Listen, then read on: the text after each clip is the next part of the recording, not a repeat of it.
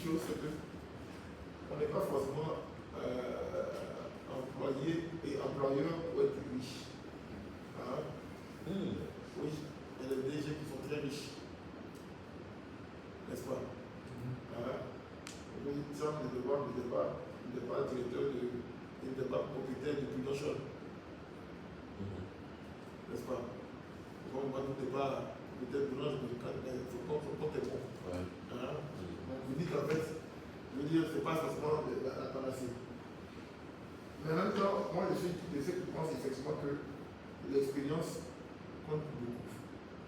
En général, on va chercher à faire ce qu'on sait faire. Je vous donne quelqu'un quand sur mon parcours. C'est-à-dire que mes premiers clients sont des clients qui m'avaient vu de l'autre côté. Ça vous voyez ce que je veux dire? C'est-à-dire que ceux qui me font confiance sont des gens qui m'ont envie de travailler directement avec moi et qui savent que tu as sauté, donc qui ont envie de te suivre parce que tu es crédible. Donc la compétence est plus beaucoup. Donc si je veux me lancer dans tel ou tel domaine, me bâtir une renommée dans ce que je fais est important. C'est ça. Ça veut dire que moi, c'était en poste de la gestion du projet. J'avais la chance de travailler pour un groupe, c'est une compagnie américaine, on travaillait pour plein d'opérateurs, donc de là-bas. J'avais accès à tout le monde, mais c'est ta renommée que tu as bâti pendant que tu faisais ça, qui a fait que quand j'ai basculé de l'autre côté, je vois l'exemple de mon premier gros contrat même. Mon premier gros contrat avec Téléphone Faso sur la 3G. Celui qui m'appelle, le fruit du contrat, c'est mon ancien patron. Qui dit, l'état de la prospection là-bas, pour le compte de l'entreprise, il dit, vous avez donné un truc là. Il a dit qu'il connaît quelqu'un qui peut les aider. Tu vois un peu. Il a dit, je connais quelqu'un, votre affaire là. Moi j'ai un de mes gars là, qui est pratiqué dans la compagnie. Il peut vous aider. Donc voilà comment il m'introduit chez le client. Et pourquoi? Parce que derrière, tu as une historique favorable. Ça compte aussi beaucoup. Et cette occasion, tu ne la lâches pas. C'est-à-dire que ce qui est important, c'est que quand tu saisis l'opportunité, il faut s'agripper. Parce que tu sapes l'opportunité, c'est fini pour toujours. C'est-à-dire que si l'occasion avec une mauvaise occasion, je ne sais pas ce que l'entreprise allait vivre aujourd'hui. Nous, ça a été le tremblé. Ça a permis de lancer l'opération de A à Z. Du coup, dans tous mes dossiers, je vais être d'imprimer, d'abord. Donc, du coup, les nouveaux clients peuvent venir parce que. Donc, ça c'est important. Maintenant, le pas entre la décision d'entreprendre, de quitter son travail et de se lancer, n'est pas très difficile. Je te garantis qu'il est difficile. Il est vraiment difficile parce que tu ne peux pas laisser ta famille dans ta faim et partir. C'est peut-être que non, tu dois entreprendre. Et ce qu'on conseille en général, c'est de créer la transition.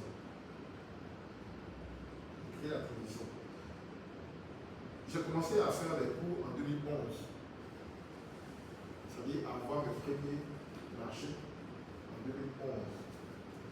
J'ai informé l'entreprise pour leur dire que dorénavant, les samedis sont occupés. Donc les samedis, voilà ce que je fais. Je fais la formation. Donc l'entreprise même, en fait, c'est vrai qu'elle était très ouverte. Me passe commande même pour former mes gars. C'était une opportunité. Là, je commence à faire un cadeau profond. Voilà. Donc, pendant ce temps, je suis encore là-bas. C'est le samedi. Je fais le pas à quel moment? C'est vrai que le pas a été suscité un peu par eux aussi, parce que j'avais une crise avec les Sud-Africains. Donc, du coup, ça a été l'élément qui m'a poussé à franchir le pas. Voilà. Mais néanmoins, je restais prêt. Il ne faut pas attendre que tout soit rose.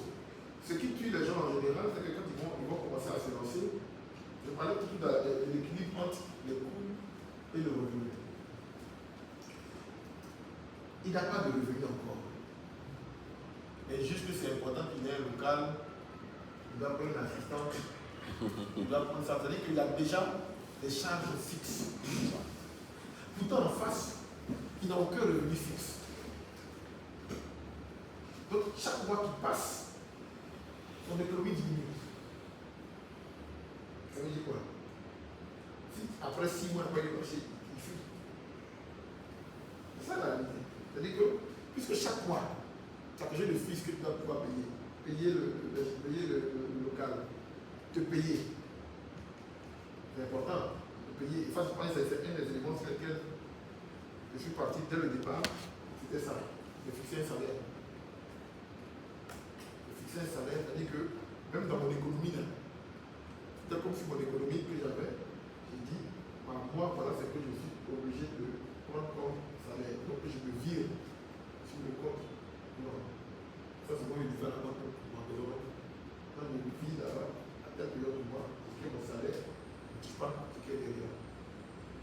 Ça demande vraiment que tu sais un peu la structure de cette période. Parce que la période de ta période, vraiment, tu veux essayer. Donc, pendant près de 3 ans, 4 ans, j'ai des employés de chez moi qui travaillent, qui ont 3 fois mon salaire. Pourquoi il a 3 fois mon salaire? C'est lui qui est bon pour faire le travail. C'est lui qui sait le faire. Donc, parce qu'il est bon, que toi tu l'as un peu dessus. Moi, si vous le payez 10 fois, tu payes 10 fois ton salaire, c'est pas un problème. Pourquoi si tu vois un peu le salaire? Donc, tu débauches les gens à prix d'horaire. C'est le travail. Plus que ton salaire. Mais en réalité, parce que le quantité qui est en face, il va le plus à charge. Et c'est dans ça que tu dis, si l'autre me paye. Donc après 1 an, 2 ans, tu l'ajoutes. Donc quand je passe le cap comme ça, la période où tu peux avoir le contrat régulier, tu te dis, qu'est-ce que je peux mettre en investissement chaque fois dans l'acquisition? Tu acquiers. Et au départ, c'était très léger. Au départ, tout était loué. On a travaillé, on loue le véhicule. On a fait ça, en fait, tout est lié à ce qu'on gagne. Pour éviter d'avoir du stock, de matériel, du stock, de personnes et qu'on sort. Même les gens qui ont réputé, c'est des consultants, pour le projet, pour la mission, pour le travail à faire. Ça finit comme tout. Et après, quand il fallait prendre le bureau, là j'ai été content, j'allais prendre le bureau, parce qu'on m'a sorti de la maison. La femme devait accoucher. Elle dit, je l'accouche après. Qu'on appelle. Il faut aller faire ça. Le plus va des gens ici. Mais en ce moment, j'étais là après. Ça veut dire après les 2 ans qu'on fait des avions. Donc, c'est pas un local, mais tu as des revenus fixes. Donc, c'est toujours important de laisser des lignes. Revenu, coût. Revenu, coût. Si je dois avoir des coûts fixes, c'est qu'il doit tout faire pour avoir des revenus fixes. Je suis en train de maintenance parce qu'il y a un loyer. Ou bien, je mets quelque chose en location parce qu'il y a un loyer à faire. En fait, il faut détruire quelque chose comme ça, bien pour équilibrer. Parce que le déséquilibre peut faire abandonner. Dès que ton enfant te demander, je n'ai pas pu payer la rentrée parce que toi, tu as pris tout l'argent de la maison pour aller faire ton affaire, tu n'as pas donné. 3 jours après, tu vas abandonner. Tu ne pourras pas l'équilibrer. Si tu arrives à équilibrer comme ça, à te faire des violences comme ça, en général, ça devient plus constant, ça peut durer longtemps.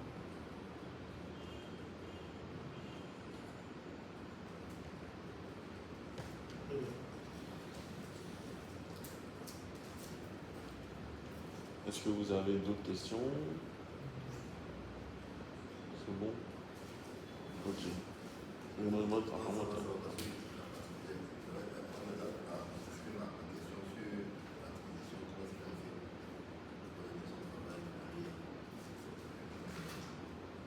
Mais après, tu fais. Mais un des trucs aussi qui est important, il ne faut pas faire petit quand tu connais.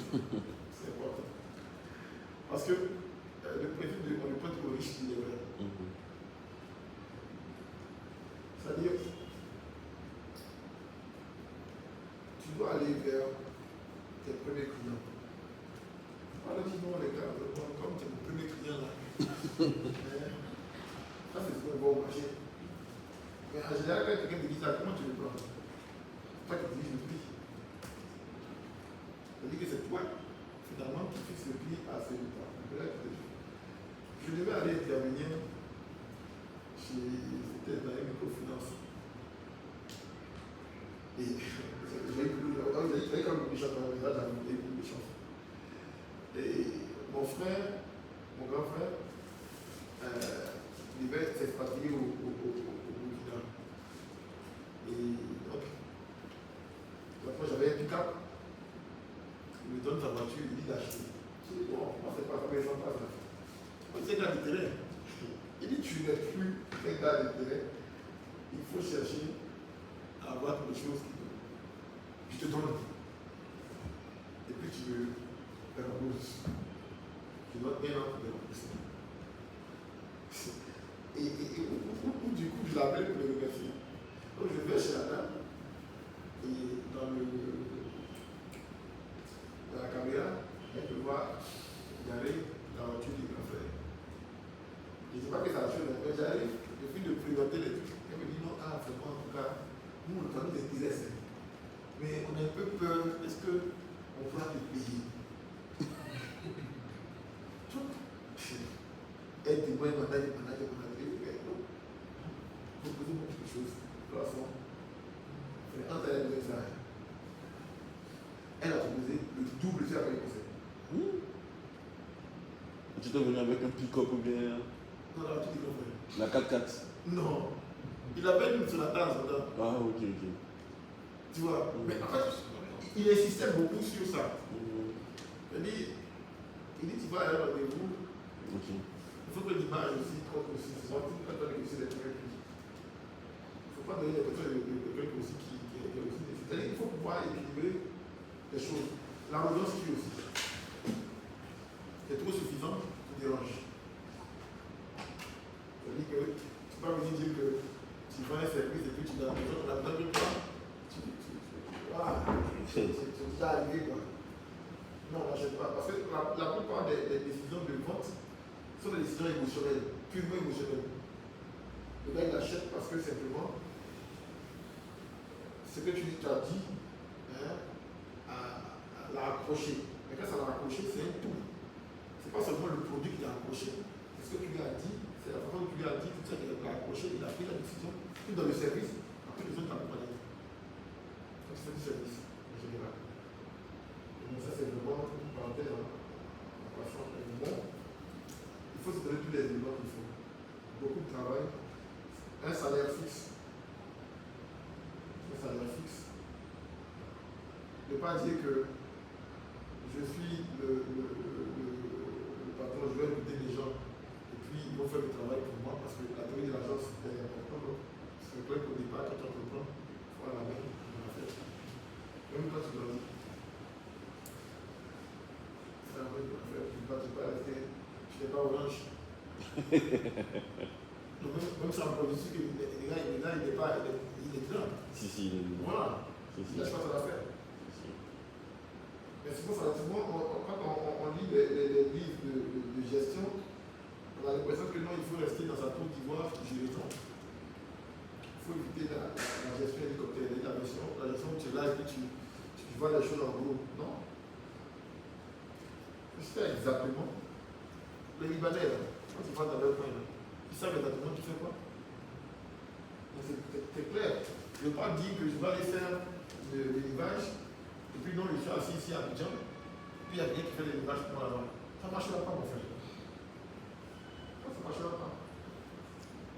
Parce qu'en fait, la personne qui est là-bas, elle est dans la police de l'agence, elle va défendre son intérêt d'abord. Donc si tu veux que ça marche, c'est que très souvent, on est en train, très souvent, tu dois être capable de sentir les choses, pour organiser les choses et les mettre en place.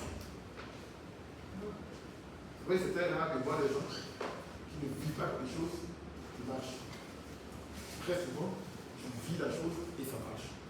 Tu vois, un gars qui fait une boîte de nuit, et puis il me lève à la boîte de nuit. Un gars qui vend la nourriture, il aime bien manger. Et puis il y a et c'est sa compétence en fait. Là où il est compétent, il prend de l'amour à le faire. Mais quand tu te dis, je dois te prendre juste pour l'argent, tu n'as pas l'argent. Tu n'as pas l'argent.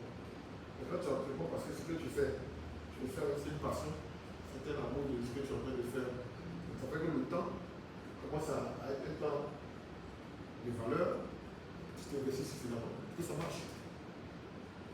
Mais si tu dis non, voilà, la cabine est à côté. Moi, je ne voulais pas être assis à la cabine. Et je donne l'exemple, même après ça, quand j'ai fini en 2002, l'école, c'est-à-dire la période de stage, on a fini en 2002, on a soutenu en juillet et en septembre, il y a eu la crise. Ouais. Donc, on devait nous embaucher, on dit bon, écoute, allez à la maison, hein, on va continuer à vous payer votre stage là, hein, restez à la maison, mais on va vous payer. Hein. Quand on devait finir en novembre le stage, et en septembre, on était chez nous. Et puis on donnait l'autre prêtre à la fin de ma vie, moi, pour le stage, je prenais un peu de café pour s'asseoir. Et donc là, j'ai ouvert un cybercafé pour la période. C'est quelle base? Je vais donner un peu comment le truc a été ouvert. J'avais mon PC de la cité. Le de la cité.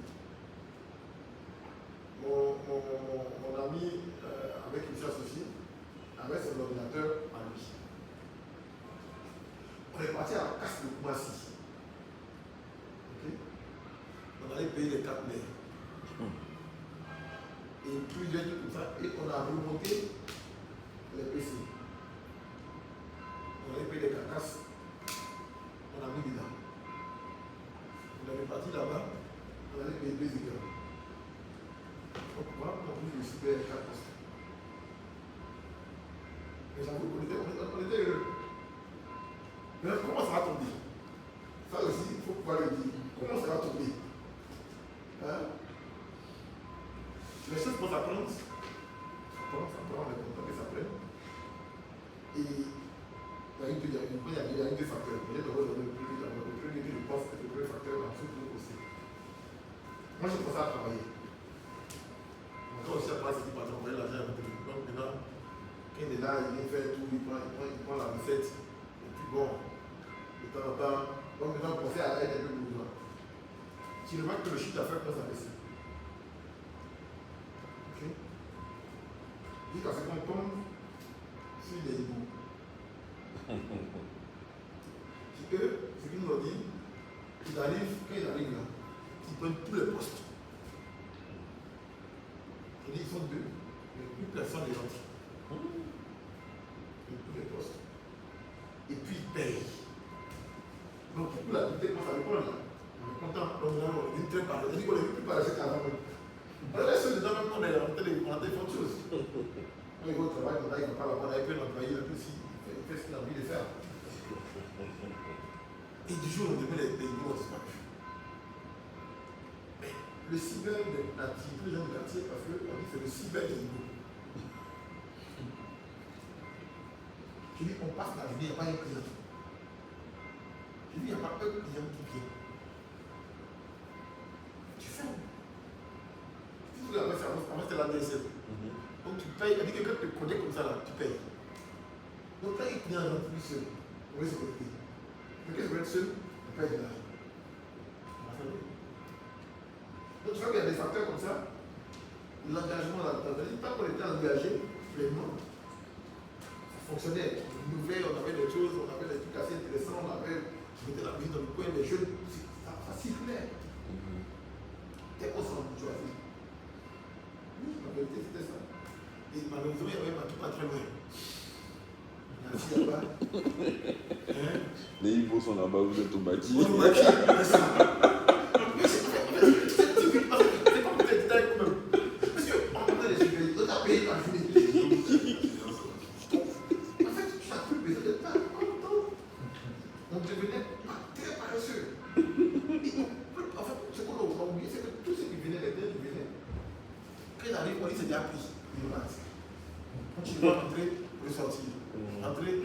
Finalement, on nous a exclu de la liste des cyber qui existe.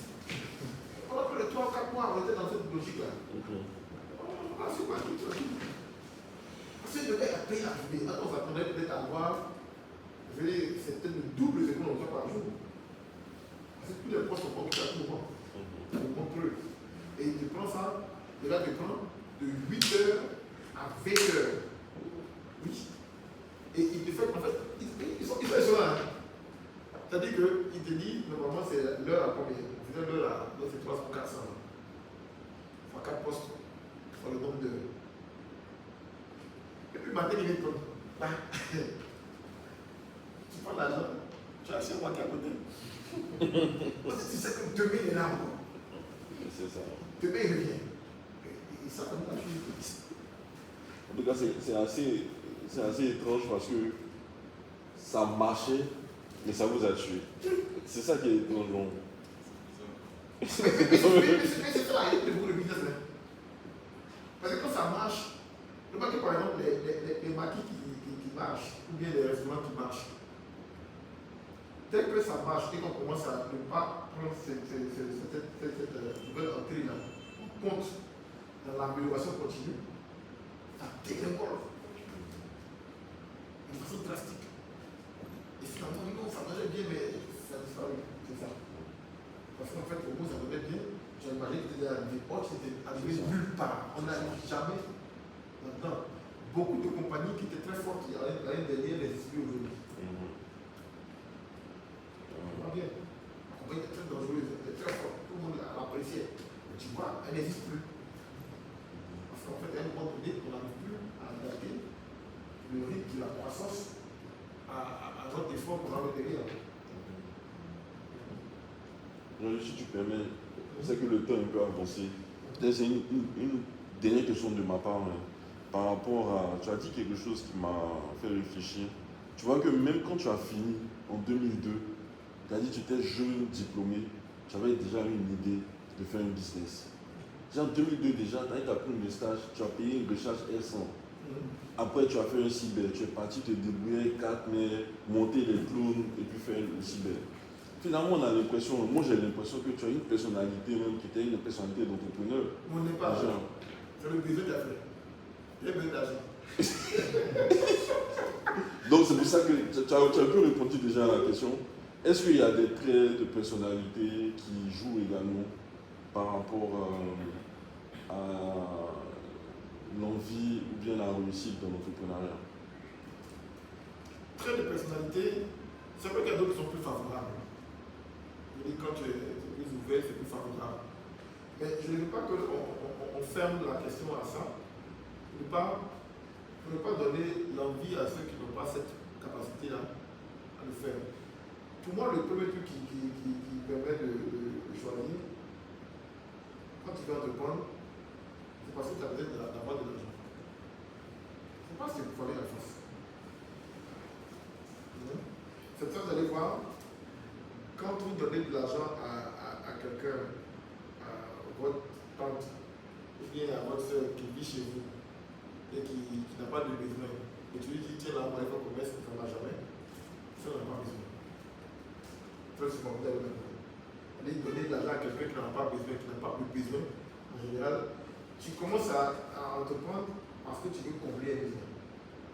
Et tu te dis, je ne veux pas attendre que quelqu'un vienne combler le besoin pour moi, je vais prendre sur moi pour combler ce besoin. Ça, c'est la première idée derrière. Quand on finit en truc, on va dire, ça je parle de façon très personnelle. Moi, j'étais étudiant militaire. On avait beaucoup d'argent. En tout cas, je conseille. Les militaires disent non, on ne me paye plus. Fais une fou. Je n'ai plus d'argent. Donc, du coup, tu veux trouver une solution. Parce que les parents ne sont pas là. Quand les parents ne sont pas là, les parents n'ont pas les moyens de donner de quoi vivre. Je cherche même pas très bon. On dit que tu es étudiant, c'est fini. Donc, quand maintenant tu vas donner une charge pour moi. Quand tu es arrivé en 2002, le stage, je dis quand le stage finit, comment tu gères la transition? C'est plus ça qui tue. Donc, c'est vraiment le côté de dire, je n'ai pas envie d'être une charge pour quelqu'un. Et ça va pouvoir motiver nos décisions aussi. C'est-à-dire, je n'ai pas envie d'attendre que les choses se passent. Je vais aller faire mon boulot. Donc c'est là que en fait, j'ai payé la pêche R100 en septembre, là, effectivement, pendant qu'on devait, on faisait plus bien. Moi, il savait que le nouveau c'est fini. Parce qu'on dit, pas le travail, on te paye. Moi, tu payes maintenant. Sauf que, là, l'erreur qu'il y a, en fait, je ne me voyais pas, moi, marchant devant la cabine. Toi, un grand gars de diplômé de Yamsoko, étudiant militaire, qui porte des fois les uniformes pour passer. Et que tout le quartier connaît. Donc ça a été l'élément, donc ça a été totalement une perte pour moi. Parce que la décision n'était pas totale. C'est-à-dire, tu t'engages, tu veux le gain, c'est pas pour la faire l'effort pour le gain, tu vas perdre. L'argent est parti en fumée. Et non seulement le président en question, le jour où j'ai commencé à lever le doigt sur lui, il a fait me bouder dessus. Il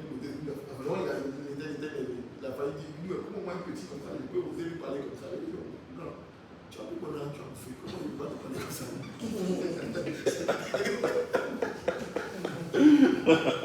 On n'a qu'à se respecter. Le respect est parti là, on peut plus se respecter. Mais tu veux toi de l'argent, c'est fini.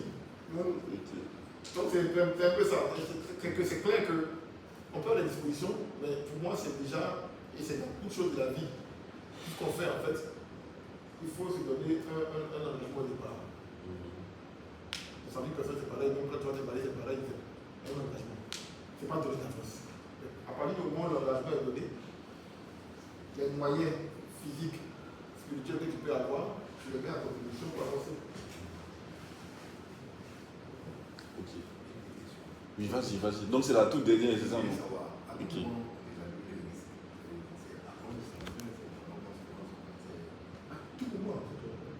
Ici, les risques, il y en a toujours. Et l'erreur qu'on pourrait commettre, c'est de se dire, j'ai fini d'évacuer les risques. Donc, j'ai plus de risques. Avant de se lancer, il faut évaluer les risques. Quand on regarde, je pense que ceux qui travaillent sur les comptes, ils vont t'en parler un peu plus. Quand tu dis un risque, tu regardes ta probabilité sur ta liste, mais son impact aussi. N'est-ce pas? Et ce que tu vas chercher à faire, quand tu as fait le risque, c'est que tu vas chercher à te dire comment je fais pour réduire cette probabilité, ça m'analyse, ou au cas où je n'ai pas la possibilité de réduire, comment je minimise son impact.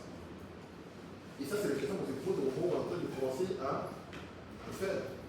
Où chacun te dit, non, telle chose, c'est arrivé à telle personne, ça arrive à telle personne, mais quand ça lui est arrivé, c'est parce qu'il y a eu telle probabilité derrière. Maintenant, si ça t'arrive, malgré tes précautions, est-ce que ça va t'emporter? Donc, quelle disposition tu prends derrière pour que ça t'emporte?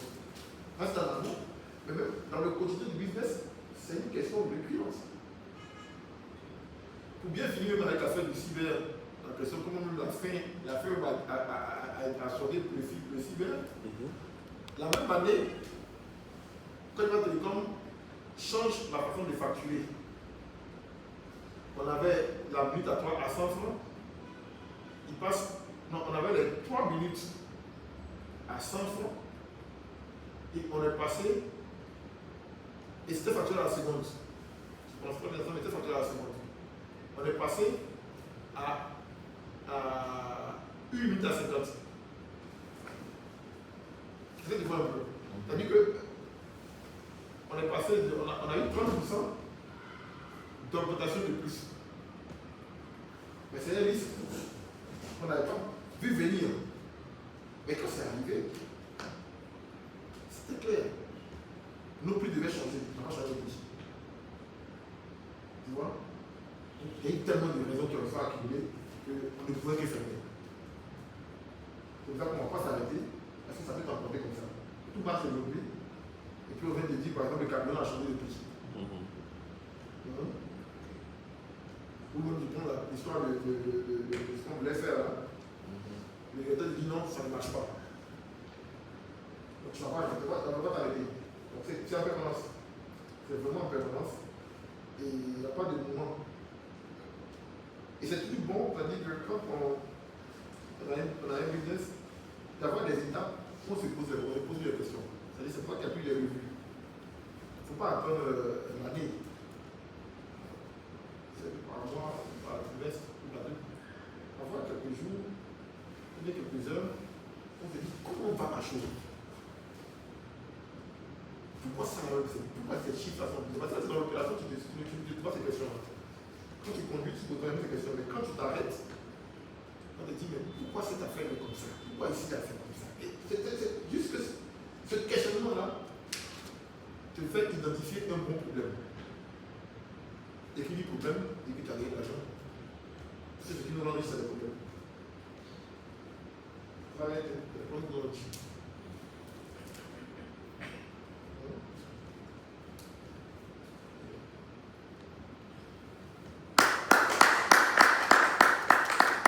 Merci infiniment aujourd'hui. En tout cas, on a personnellement, moi je peux dire que j'ai beaucoup appris. Merci. Énormément et c'est assez pratique. Merci beaucoup. Donc on a une petite tradition, on prend une photo juste en dessous du tableau. Ok. Pour immortaliser. Voilà. On a pas regardé pour cette table. En mettant au vieux. Non, c'est bon. Ça ne pas ici, moi c'est mettre là. Ok. Moi je vais mettre là pour prendre la photo. Très bien. Donc merci infiniment. Oui. C'était en tout cas très, très appréciable, les jeunes très constructifs. Merci à vous pour l'initiative. Moi, en tout cas, on l'appliquait pleinement, on encourage, et en tout cas, on prie pour que ça devienne. Voilà. C'est ça, plus qu'un mieux. Je pense qu'aujourd'hui, là, c'est une